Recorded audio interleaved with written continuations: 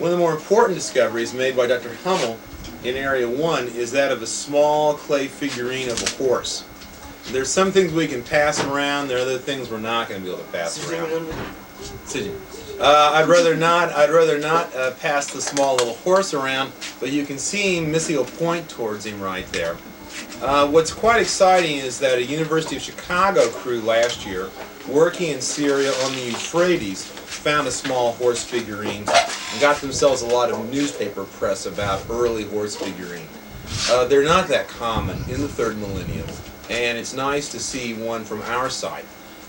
We've taken several large soil samples from the layer that it came from, and possibly part of the time I spent in Latakia is going to be sitting there with a tea strainer and a bucket of water pouring dirt in there trying to recover charcoal, because we'd certainly love to have a radiocarbon date to associate with that horse. We have isolated the bone, and Missy and I will consider using bone for a radiocarbon date if we don't have enough wood charcoal to get a radiocarbon date on that small horse figurine. We cannot date the figurine itself, but we can date the charcoal that was directly beneath it. It should provide us with a very good date. If you're wondering why people are so obsessed with horses, it is the concept that domestication of the horse occurred north of this area, and that the horse began to move southward into Mesopotamia and then eventually into Palestine and into Egypt. And to date the appearance of horse in this area, these little figurines are very powerful arguments.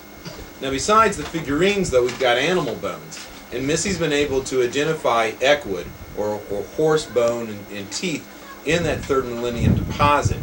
But the figurine is what can convince the public sometimes better than a tooth or a piece of a long bone from a horse.